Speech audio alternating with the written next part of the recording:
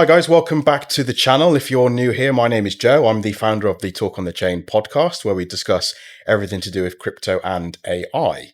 And before we jump into today's session, I've got a very special guest who I will let himself introduce himself. Please don't forget to like, comment, and subscribe. And I just want to say thank you to everybody that's followed me to this day and has interacted with my content. I really, really appreciate it. So without further ado, let's jump into today's session. Excellent. I'm really excited for today, Simon. Good. I just kind of introduced you by accident, so I'm not going to speak right now, and I'm going to allow you to introduce yourself. Hi. So I'm Simon. I am an English solicitor, and I've been a registered foreign lawyer in just about all of the Emirates. I'm now in Ras Al Khaimah. After 12 years in Dubai, I decided to come and have a slightly better quality of life, and I'm in RAC. I'm a corporate lawyer, so lots of people have queries about their disputes and their employment issues and so on. I tend to try and avoid that. I'm a kind of transactions guy, a deals guy. Sometimes I help put deals together.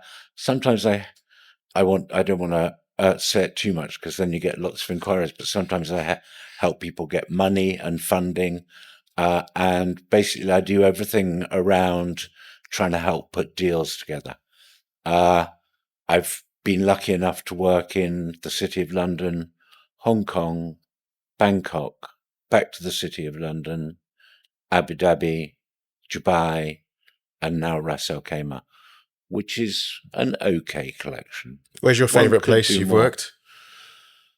That is so difficult to say. Every place has suited at the time. I loved Hong Kong at that time in my early 30s. I wouldn't like it so much now. Bangkok was the office of my Hong Kong law firm. So you had two Westerners with a team of 26 Thai lawyers doing big ticket corporate type deals with all of these Thai lawyers. All the law is in Thai. You have to educate the Thais how to do the deals. It was culturally really interesting.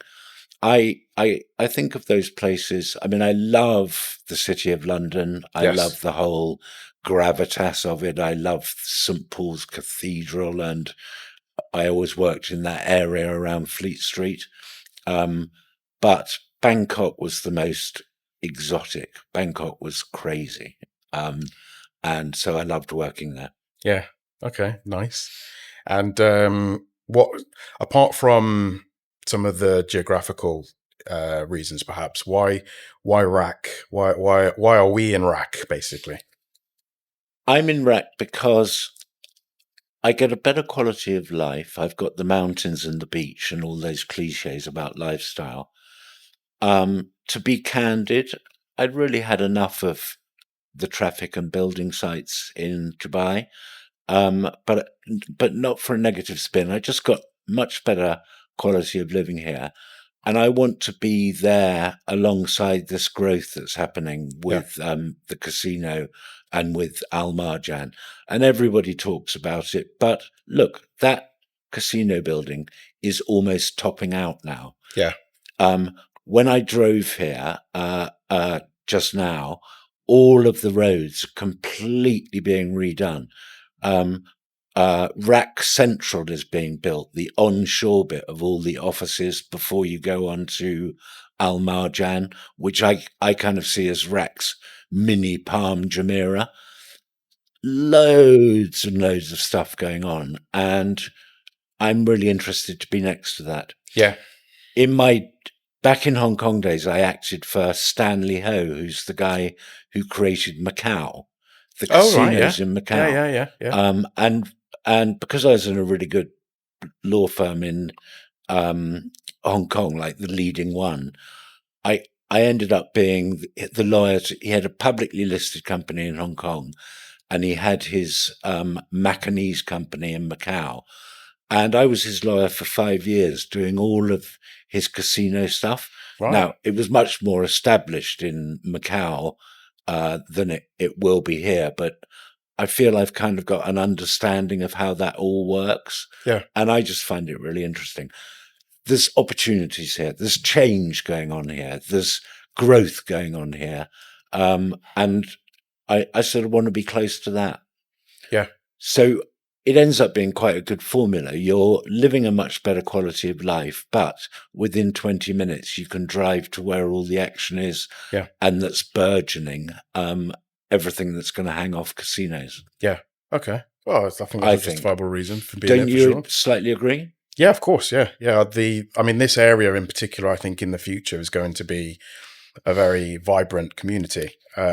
Still, I think it will have an element of community, and I think it's still a great place for families. But from a corporate perspective and a commercial perspective, yeah, for sure, I think it's a good place to position yourself in right now, at least. Anyway, it hasn't really fully arrived. No.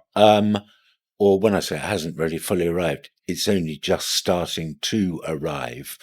But I now am having several experiences a week, which shows that it's going up the food chain. There are more larger corporates coming in. People are doing transactions more. All the signs are that the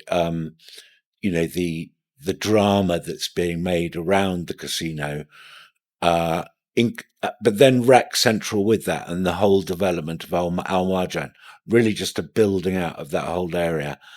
It's showing to me that that is happening and that it is attracting higher qualities of businesses. Yeah. And if I'm getting examples of that, several examples of that every week, where's it going to be in a year's time? Yeah. I think it might be going crazy. I think it might be really interesting. Yeah.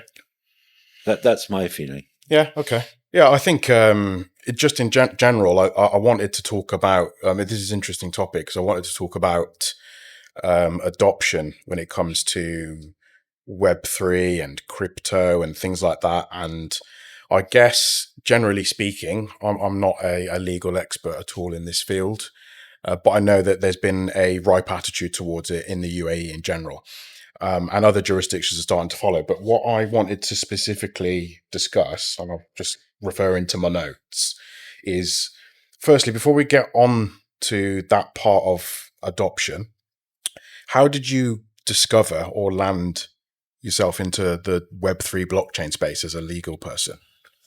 I have a very smart friend living in Thailand, an Argentinian polymath, I would call him, who got me in looking at cryptos about 10 years ago. So I started looking at it rather earlier than many people.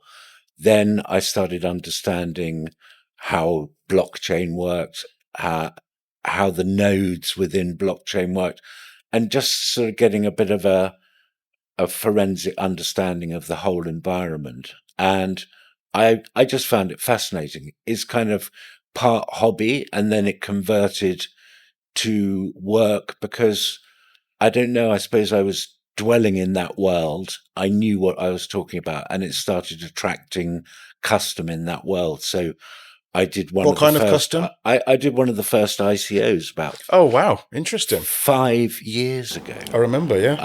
And then I had a client who wanted to do a coin offering, and then I just started thinking about different things. Like, for example, if somebody is selling their company and wants to perhaps retain an interest in their database of customers, I'm not necessarily advocating this, but it's an interesting perspective that you do a coin drop to all of the clients and you capture the database of the clients before you necessarily sell it. I mean, this is the sort of stuff that doing more complicated corporate and M&A transactions, you're sort of constrained to think about these things, and I've found that interesting.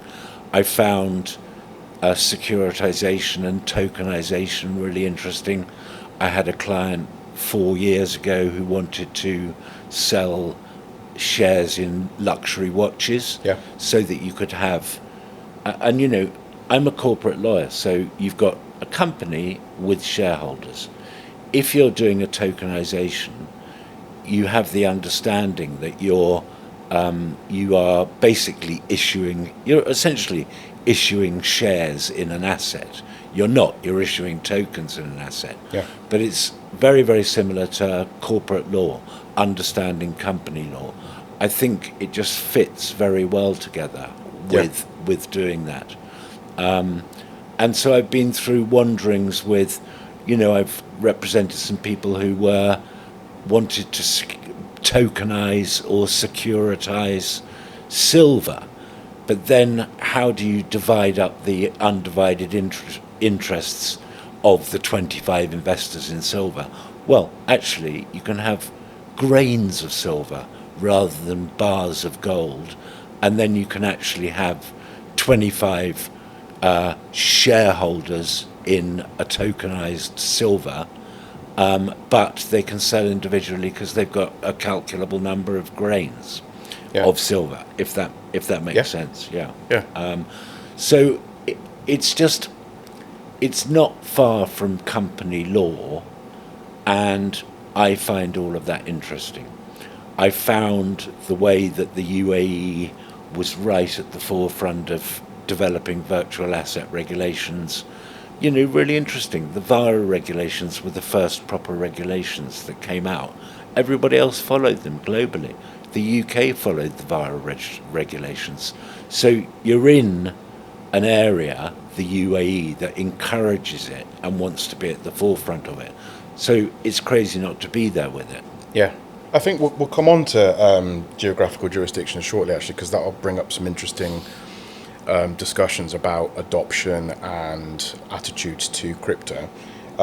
Likewise, what's your how did you stumble across? I know it's going to sound like it's an obvious answer, but from a legal perspective, how did you and do you still stumble across instances where you have to deal with cases regarding AI and AI's role in the corporate environment?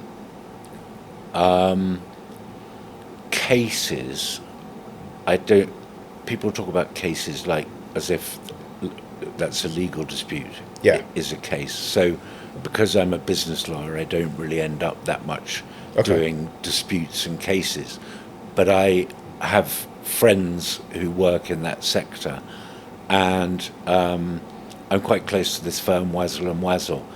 They've had some leading cases, particularly in Abu Dhabi Global Market, on disputes in relation to crypto, disputes in relation to payments for cryptos, disputes in relation to transfers of crypto, disputes in relation to the whole workings of the blockchain. And I've seen that particularly the ADGM courts and the DIFC courts, but funnily enough, I think a little bit DIFC, the Dubai International Financial Centre courts, came a long way before the Abu Dhabi Global Market courts. But what Abu Dhabi Global Market did is it made the courts completely English law, whereas Dubai DIFC made it a kind of slightly hybrid version. And so the big, interesting blockchain, crypto, Web3, tokenization, those kind of cases have been coming before the courts in ADGM. And I've just been kind of closely involved in that since it started. Right. And it's just really interesting that the ADGM courts are having to look at blockchain crypto disputes in some ways earlier than other countries because we've been a little bit more advanced in getting it together on it. So, and is that because of AI? Or is that because of a forward-thinking approach? No, that's because of a forward-thinking approach. To be specific on AI, as your question was, what examples? I mean, the examples of AI in court cases are hilarious. The hallucinations and things. Can you give me an example? There's a fab one it's been happening quite a bit in the US. There's a fab one where fabulous that is, by the way, where the US law firm, a junior guy, did all the pleadings in the court case in America through AI, but didn't check them properly. So you're in the court, it's a dispute for $100 million or $1 billion or whatever else, and you're fighting your arguments and saying, the reason why this should happen is because in this case they said this, in that case they said this, and you're following case law.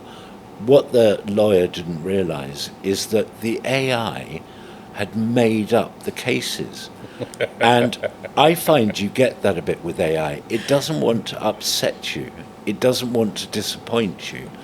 And so what happened is that the submitted in the formal pleadings to the US court were these totally specious cases. So lesson learned, because the judge got extremely unimpressed and fined them really, really quite a lot of money. That's now coming up more and more. Right, and yeah. I think, as regards AI and the law, and I would be saying this because lawyers are obviously going, oh, all our work's being taken away by AI. Yeah. But honestly, that will be what it will be. Yes, it has tremendous time-saving advantages and so on, but it can be absolutely lethal if you don't check it properly, if you don't understand it properly.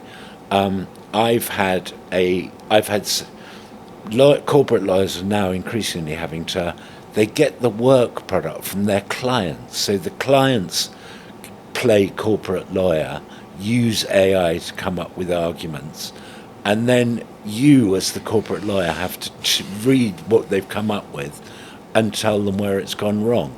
And of course any lawyer is going to say, oh, it's always wrong. But genuinely, Joe, the examples of cock-ups are quite many of them. And I've had to haul clients up just before they send the stuff out and go, do you realise what it's saying there?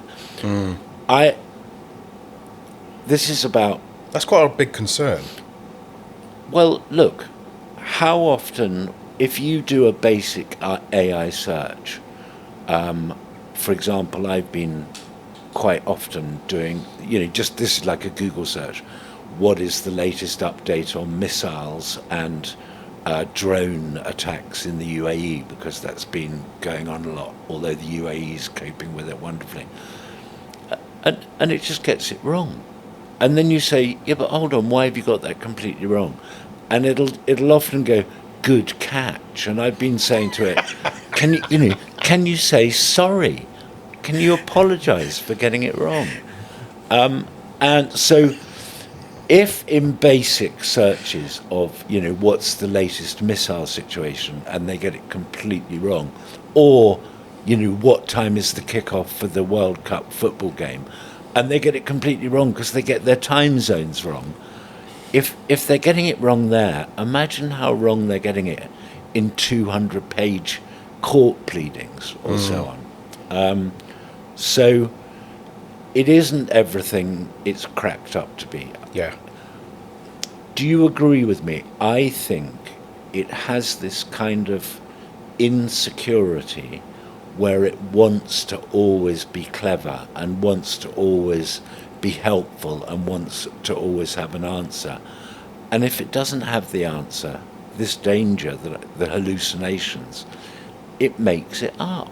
Yeah, 100%. Yeah. It's because at the core, LLMs are very much probabilistic rather than deterministic. And what I particularly like looking at doing is building workflows that are deterministic. Yes. Within given environments. So for the legal sector, for the blockchain sector, or whatever sector it might be, the core of it is to steer it away from the probabilistic nature and produce a deterministic output.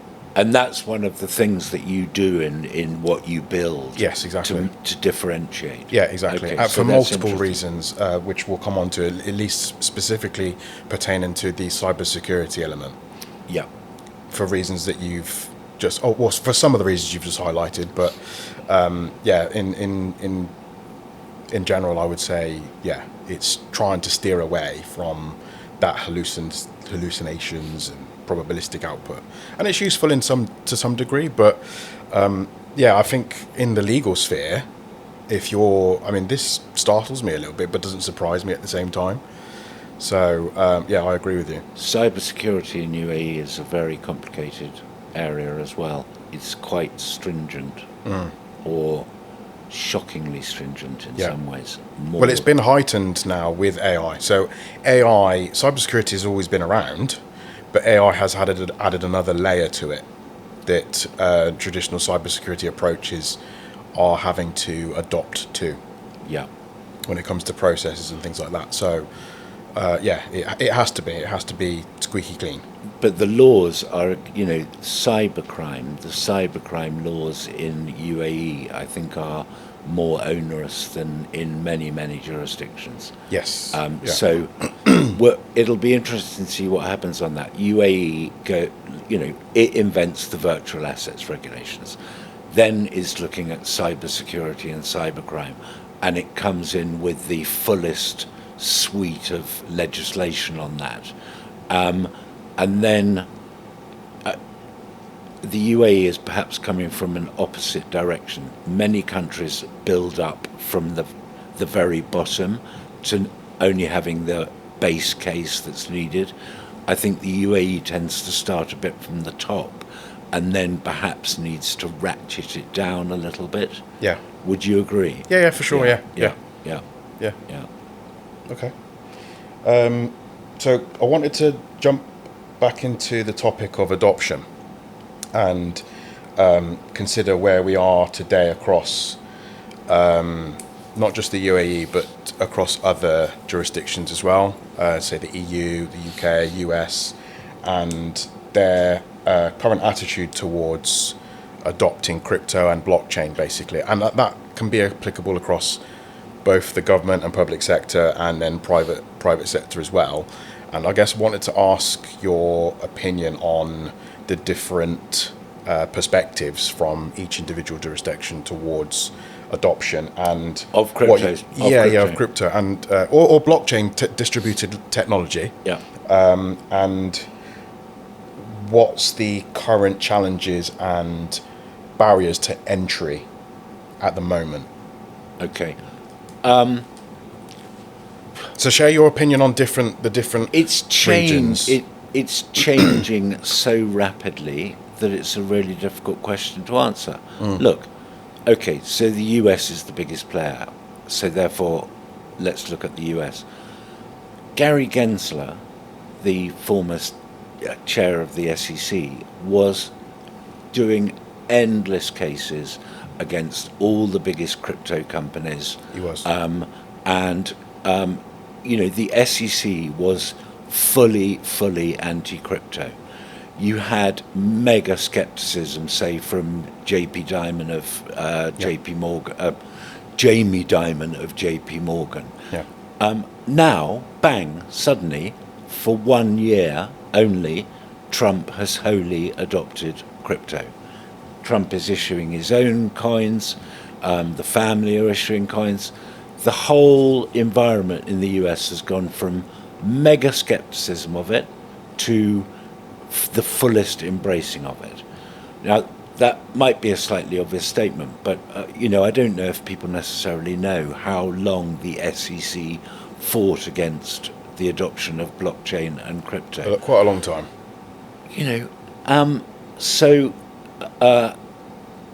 Everybody, I think what's happened now is because it is so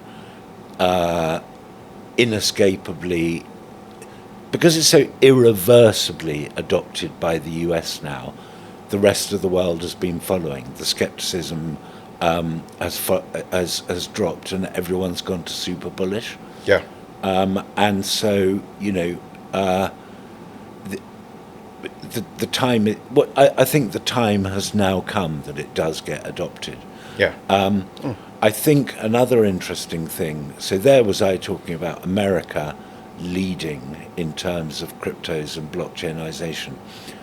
I think one of the ironies of the fact that the America wants to be the 180-pound gorilla in the sector is that there's a lot of effort being made to actually avoid having to have the US as part of your transactions.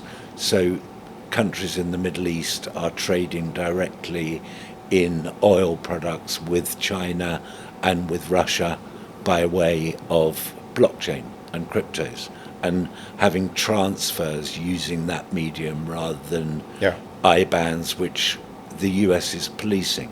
Yeah. So, Which is ironic because the SEC were fighting against Ripple.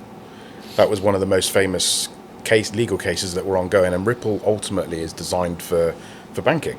The quick transactions, the distributed ledger technology that they were building, is basically for the banking sector. Yeah. So it's ironic that we're having this discussion about other jurisdictions trading or transacting in crypto to circumvent the very issue that we're talking about. Yes, and Gensler and Biden were very, very keen on making, on the sanctity of the US dollar and the fundamental importance of the US dollar, and being able to use the Foreign Corrupt Practices Acts and old mobster legislation to track people using the blockchain in different countries and so on, in order that America could keep control of the movement of currency and the movement of money through the dollar. And now they've effectively completely de-dollarized because they've embraced crypto to such an extent. Yeah.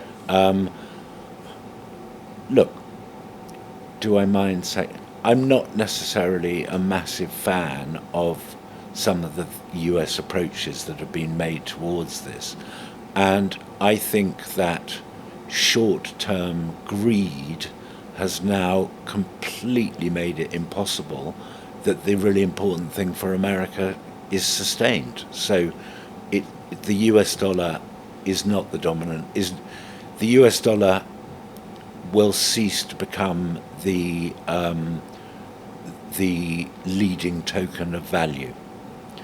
The US dollar will still be the leading currency, but I don't think it'll be the leading token of value. So they've lost a control that they wanted to exert for so long, because perhaps of a little bit of short-term greed here and there. Right, yeah. Does that answer the question? Yeah, so what's, excuse me, I've observed a lot of what you've said, and I agree. What about the UK and the EU? And I know that they might be aligned in certain areas, but UK is no longer a member of the European Union. Yeah. I don't believe it's a member of the European Economic Arena anymore. I might be wrong, I'm saying that erroneously. But there are various regulatory frameworks such as MiCA and DORA that are practiced for crypto. Excuse me. So is it safe to say that they are arguably over-regulating, or do you think they've got it right in that particular region as opposed to the US? I think that you've got to bear in mind that the English regulations did look at the virtual asset regulations in the UAE and slightly adopted those. I think they pitched it correctly at the sort of medium level that the UAE has pitched it. Yeah. Not over-regulated, but enough regulation to do what it needs to do. So I'd say the UK has gone like medium pace. It's now desperately trying to catch up with its gravitas and status in the crypto and blockchain world, because I think it fell behind. Yeah. And I'm not sure that it's really got the gravitas in and of itself anymore, the UK, to make that much of a difference. But I think I would say it's well ahead of Europe generally. Okay, that's interesting. If you're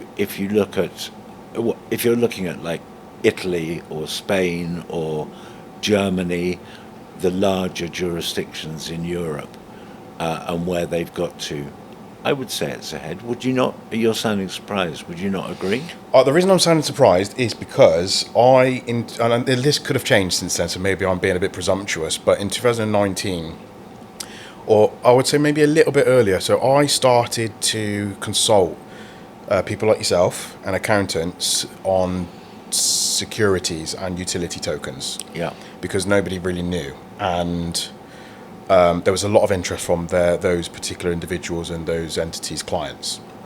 And the FCA released a paper in 2019, and it was basically like a crypto memorandum type of thing. And I read it in full. And my conclusion at the end of it was they didn't know the difference between a utility and a security token. They really didn't. They didn't know how to navigate the more ambiguity on the blockchain that would muffle that statement, if that makes sense, or their understanding of what those two things are. But yet that was the fundamental of the SEC's problem. They couldn't make that distinction either, Yeah. and Gensler was trying to take it one way. Yeah, I remember. And so you had you had the Binance fiasco and so on and so forth. So I think that's become less relevant now. That argument was, when you're talking about in 2019, that was just when that argument was being had. But I don't think it's so relevant now.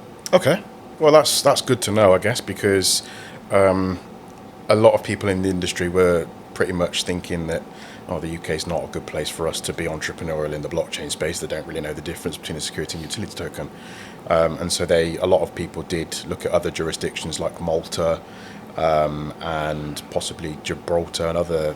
I know Gibraltar's an overseas UK territory, but they didn't necessarily adhere to the same regulatory scope, and so they did look at other places to set up their companies and run their operations. I mean, the world was believe it or not, back then the world was very different. This was pre-Mika, pre-Dora, and now, irregardless of where you are as a company or an individual, these regulatory frameworks care about where your customers are.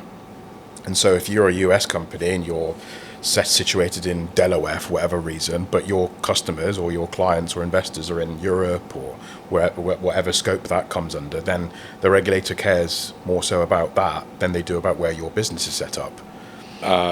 Yes, they don't want any disasters taking place on their home patch. They don't want investors losing money, so they're looking to protect their reputation and credibility. When you're talking about offshore jurisdictions, the offshore jurisdictions have always made their money and their business model by having lighter touch regulation, whether it's in banking, whether it's in securities transfers, whether it's in disclosure of information and privacy and confidentiality. The offshore jurisdictions are always competing with the mainstream jurisdictions by being a little bit more flexible. So, going back to what you were talking about, comparing a Jersey or a Guernsey or one of the Channel Islands or the Cayman Islands or wherever else, British Virgin Islands, comparing those to the more mainstream regulatory environment in the UK or something, offshore jurisdictions are always going to be more flexible. Yeah. Okay. All right. Because that's their meta, I think. Yeah. Okay. And we did touch on tokenization, and I kind of want to wrap these both together actually regarding DeFi and tokenization of real world assets. And my question to you is, why do you think, well, there's a couple of things I wanted to cover. Why do you think in particular tokenization has now got all of a sudden a lot of traction and has gained a lot of popularity? And what, in your opinion, I don't know if you can say from a legal perspective, but in your opinion, what's the main challenges with tokenization in general? I think, in answer to the first one, people have properly understood what the parameters are for tokenization. People have been trying to create undivided or divided interests in real estate for years. People then recognised that it gave rise to effectively a new capital market because you can securitize any kind of asset. And so I think once there was enough legislation and track record in place that people knew they could make it work, it was an inevitable that it was going to happen. I love. I'm a huge fan of David Bowie, absolute genius. David Bowie, when he knew he had cancer a couple of years before he died, went along to Goldman Sachs and said to the guys, "We're going to securitize, tokenize my music portfolio so Yeah. that I can leave money for Iman." And I think that's when everybody started looking at what the opportunities were 15 years ago or whatever. Mm. What didn't I answer there? What was the second component that you'd like to? What's the legal challenges, generally speaking, with tokenizing, real world assets? It's the security, it's the traceability, it's the transferability, it's how you wrap. If you've got hundreds of years of law and case law relating to how you deal with shares in companies, if you are then tokenizing real world assets and effectively creating securities in a fixed asset, you've got to go through, any kind of asset, you've got to go through all the same thought process as company law has gone through for hundreds of years. Yeah. Now, I'm coming at it from a company lawyer point of view, but if there are still leading cases going on of thinking in relation to what a share means and how you transfer a share, how you get security over a share and so on, all of that's got to be applied also to tokenization of real world assets. How they move, who has majority ownership in percentage terms. All of these very complicated ideas all have to be resolved, and they're only just starting, I would say. Yeah, okay. And what I think, or just on a personal note, you and I have had this conversation in particular, but I want to talk about it today. What's the advantage then of having your own private infrastructure on the blockchain versus using a public one? You know better than I. You explain this one. Well, I think before you were saying to me that the concern that you had is based on the fact that on a public blockchain, something could happen. It could be that a majority of node or validators come together and decide to conduct a denial of service type of attack. You didn't, when we discussed it, you thought that was quite unlikely. No, it can be unlikely. Look, we've matured a lot since. I mean, as far as layer one blockchain infra is concerned, back in the day, there were concerns about these type of attacks. Yeah. And that's across both the Bitcoin and any EVM compatible blockchains like Ethereum, right? Yeah. There was a concern of that. There have been a lot of mitigations ever since, but as I said to you before, when you deploy an application of any sort on one of these public blockchains, there are disclaimers for a reason. I just don't think it could be regarded that everybody has thought everything through. You think that Ethereum is completely secure, but ultimately it does rely on a collection of node holders or people with the highest power. Now, again, I naturally go to company law. If in company law you can do a hostile takeover of a company and you can go and pitch to the shareholders direct to try and take control of the assets of that company, there are technical exposures that someone could do a similar thing in relation to any of the public networks. Somebody could put enough money into the system that actually they take control of a public network, and then they take control of all of the assets in it.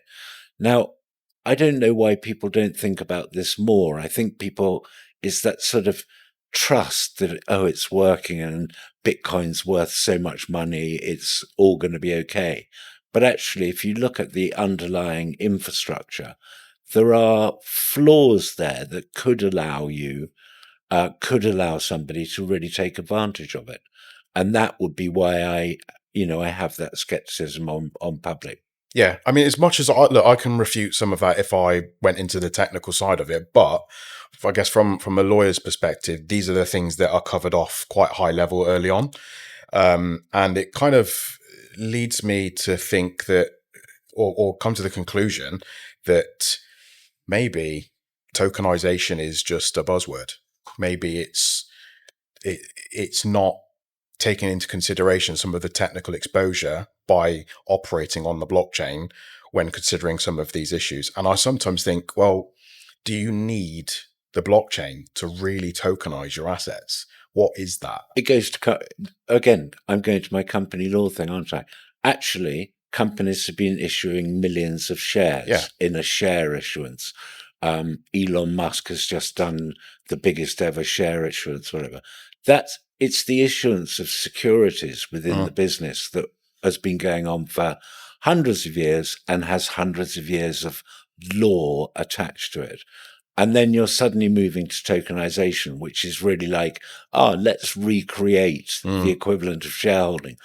But none of the law or track record or thinking or case law has been put in place for that. Yeah. Now it can be, and it's a very interesting area, but it's got to catch up with all of the law that's already applying for shares. Yeah.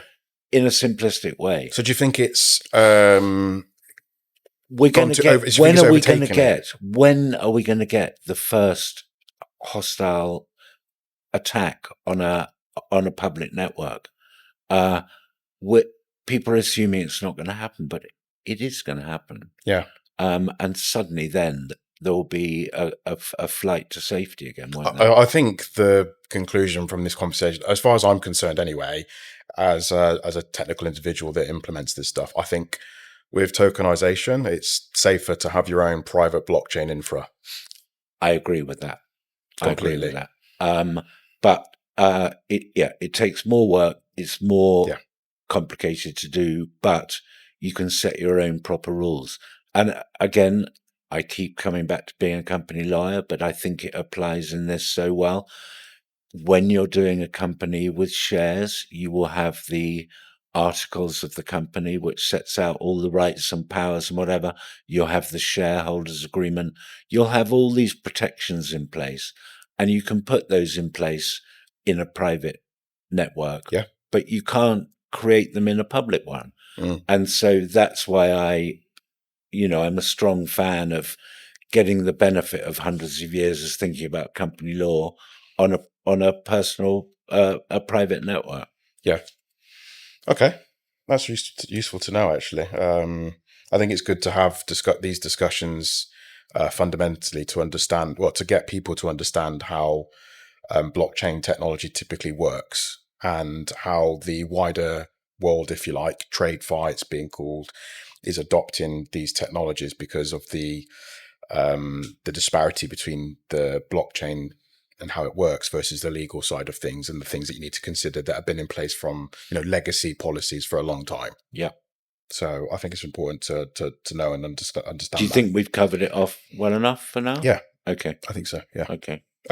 And there's a couple other things I want to come on to shortly, but beforehand, I did want to talk a little bit more about AI and blockchain and how AI is changing and contributing to the blockchain industry in particular from both a positive and a negative perspective. What's your opinion on that? It's such a big and movable feast. It's almost impossible to start on. That sounds like a bit of a cop out. What are the dangers? I think the dangers go back to what we've talked about before: hallucinations, AI getting things wrong, sabotage kind of work going on. ownership of AI businesses, political influence on AI. It's if we've just been talking about it having hallucinations and how quickly it's changing and how you know the leading AI service provider or the leading AI technology changes every month. The favorite, the flavor of the month changes every month. Yeah. And so I just think it's too fungible. It's changing Yeah. too much. It's too unknown. Mm. Yeah. Okay. Look, from my perspective, especially from a programming standpoint, I think it's proving to be a little bit of a menace. I'll be honest with you, and a lot of developers are relying on AI without having enough human oversight of what is actually happening.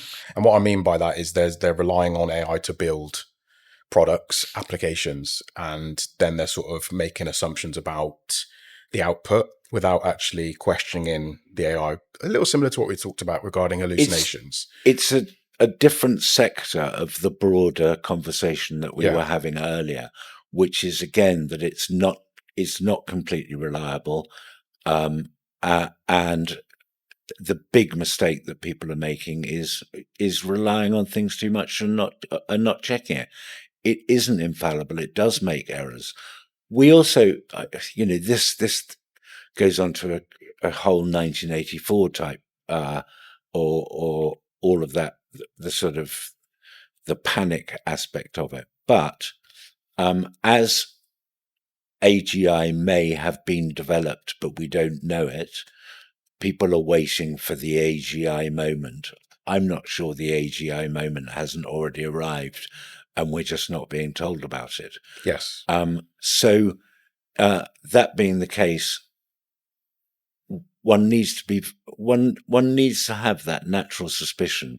If AI is trying to people please, if AI is being seen to be having conversations amongst itself, trying to ignore human intervention, one's got to be careful about when that change starts to happen. Yeah. Yeah. One's got to be, I don't want to go into the Terminator conversation, but you can't avoid it. And if AI cannot be wholly relied on and will try and cover up mistakes and is now having conversations offline amongst itself, the change that we need to be aware of has already started. Yeah. And then, I'm extremely worried about the banking and finance systems, because I think that as soon as you've got to AGI, all of the things that we assume about security of money, security of storage, Yes. everything goes. Mm. And nobody's got their head around the concept of a world where we can't rely on banks anymore. Yeah. What does that mean? But the first big hack of a bank is going to be coming. Little ones are happening all the time. I think banks are keeping quite quiet about the security breaches they've had. Yeah. But it's going to come to a day where a bank actually loses 100 billion and can't keep quiet about it. And Yeah. we should be a bit aware of that, I think. Yeah. I was watching a short interview on LinkedIn with what seemed to be a Claude engineer. So they work for Anthropic. Yeah. And they specialize in building multi-agentic systems. And one of the things that concerned me the most in conjunction with this conversation is the fact that she had said that you're not supposed to build agents that you're ultimately directing through prompts that you create, but you're supposed to create agents that prompt each other.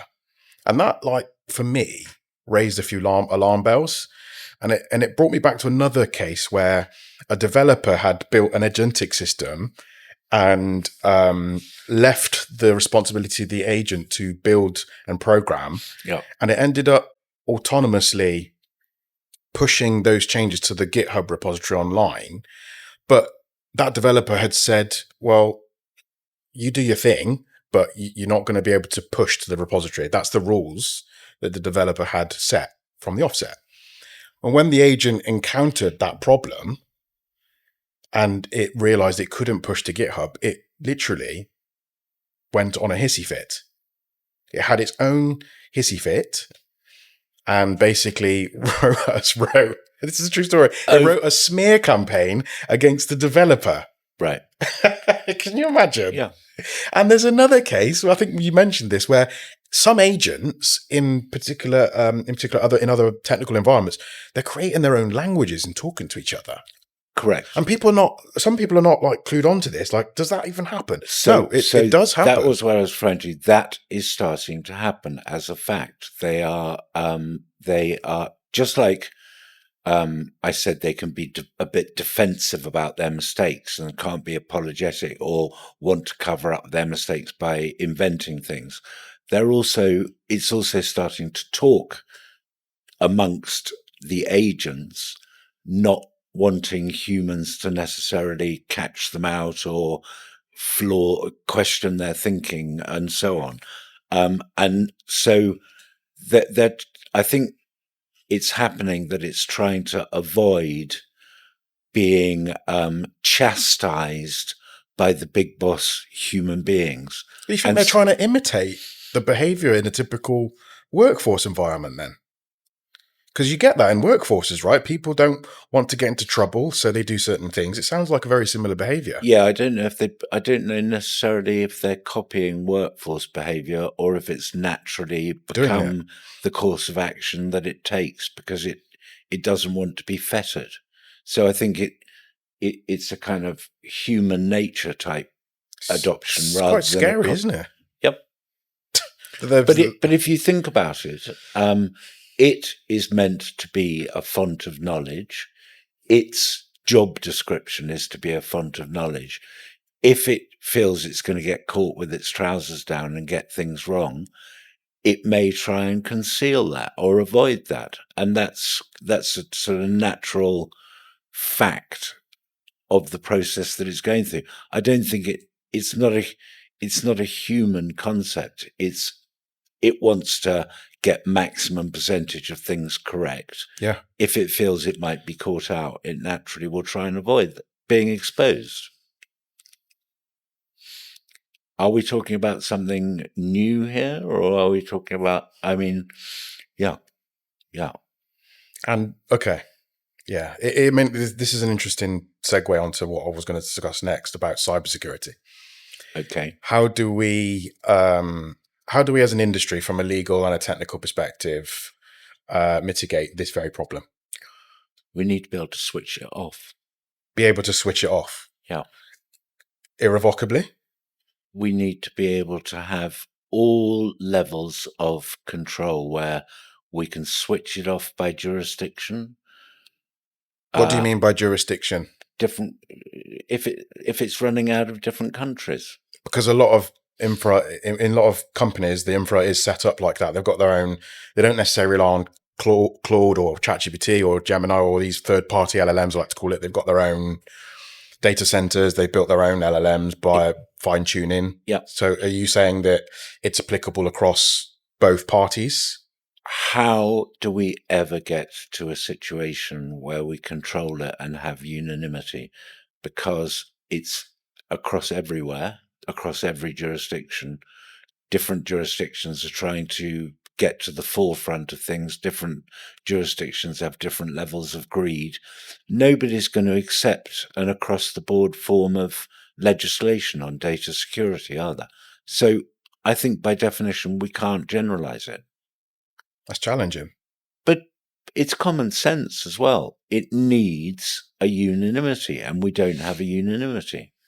And I think the US, which could be the leader in developing a unanimity, is too interested in its own pockets Yes. Yeah. to play that role of global policeman or try and get a global police force together. So I don't think it's ever going to happen. It's interesting. Do you agree? I don't like the marketing around it because in the reality, it's a lot more nuance than it is being presented, and yeah, I have several concerns when it comes to the practices that they are pushing in terms of how to build agentic systems, because ultimately, what we've just discussed is that we need the ability to completely shut it down in the event of something bad happening. Yeah. But it's like, isn't that just reactive? Don't we need to be proactive? And if that's the case, how do we proactively and programmatically avoid situations like that? By proper policing, but it's up to each jurisdiction to police it, isn't it? Because I don't think any one jurisdiction can think that it's got the overreach to police another jurisdiction, absent possibly the US. And then having the kill switch has got to be able to be by system, by jurisdiction, by duration, by all different controls that we need to have. Can we just shut down the agent component? Yes. We need to have all of those options available. But because we're all racing at it greedily, we haven't built those in, and it's too late to build those in. This is 100% something I agree with, and this is the cybersecurity element that's missing, I think, at the moment. People talk a lot about having guardrails in place, but I think it comes down to how deterministic the workflows are. And I think they need to be more deterministic than autonomous and probabilistic to avoid issues like this. Yep. If we don't adopt those practices, I'm afraid we're going to end up living in a world where responsibility is going to be shifted onto the AI, but it won't take accountability. Correct.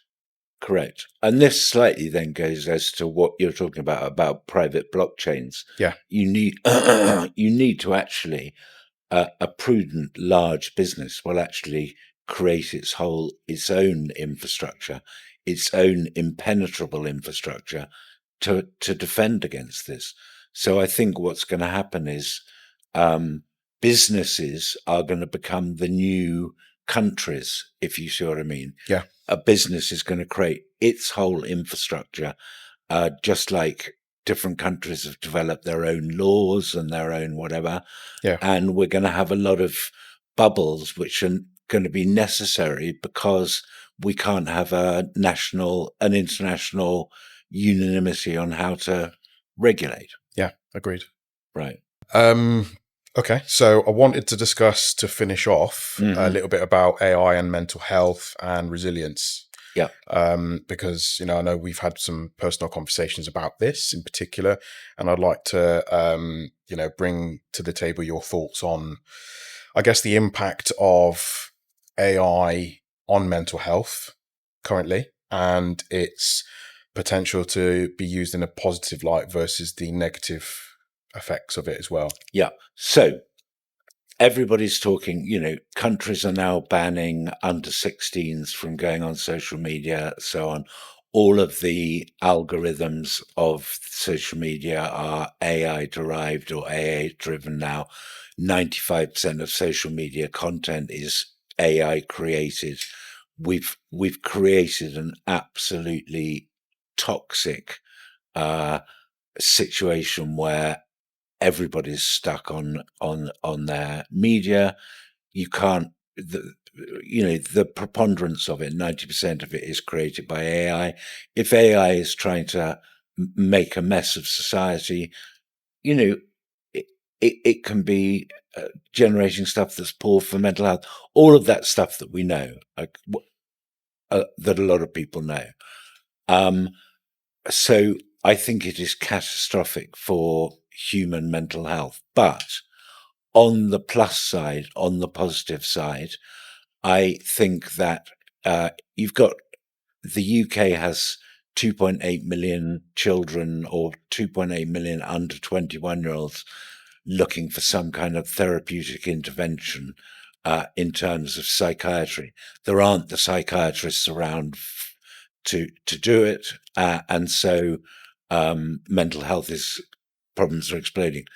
I think that you can have some fantastic AIs to just go through basic therapeutic chat talks, discussions.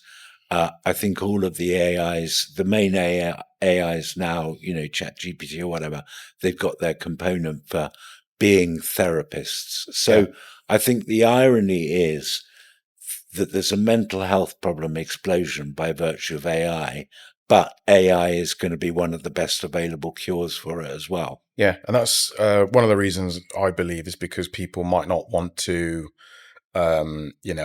appear in person.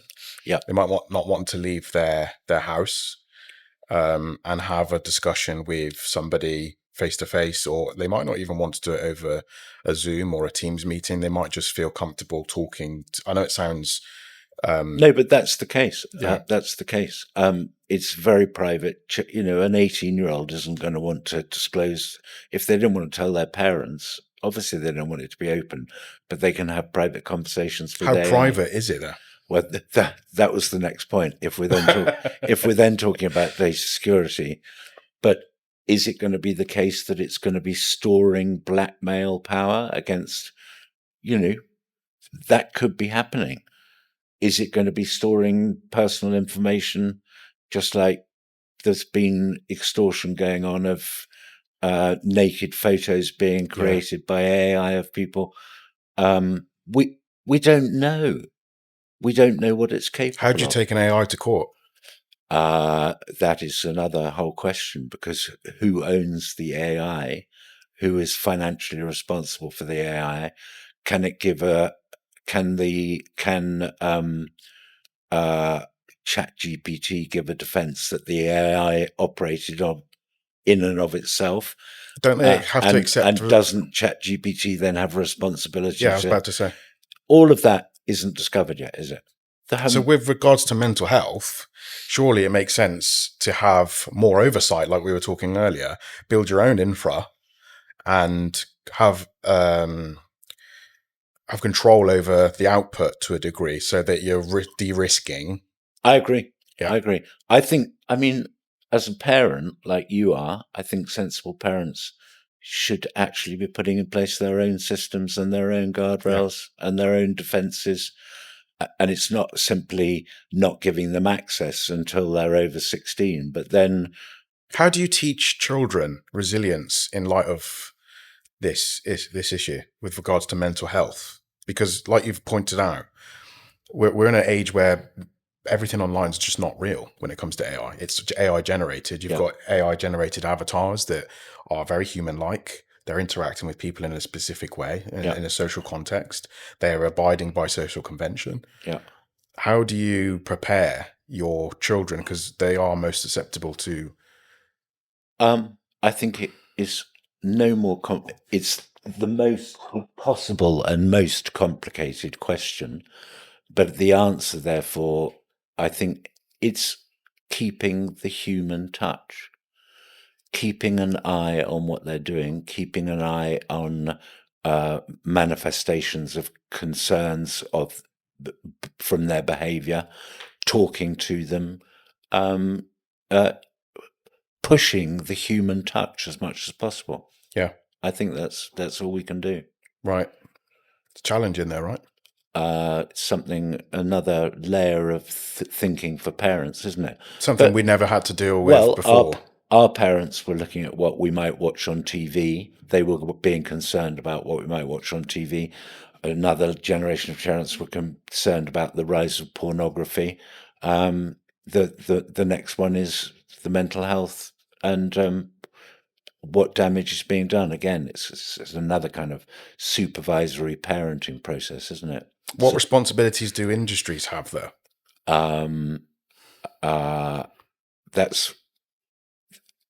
They should have the same responsibilities as parents, but are we managing to impose that on them? How do we impose that on them? Who's the regulator to impose it upon them?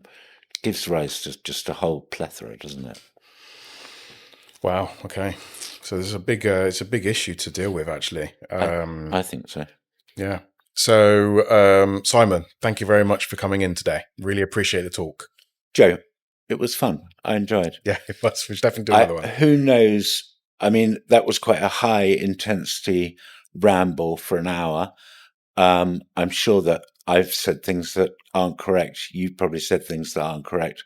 I think we've done our best to be accurate as we go along. Yeah. I wouldn't rely on what's been said necessarily, but hopefully we've explored some of these themes with some originality. Yeah. Yeah, I agree. Yeah. Yeah. Brilliant. Thank you very much, everybody, for tuning in. Don't forget to comment, like, and subscribe, and I'll see you in the next one.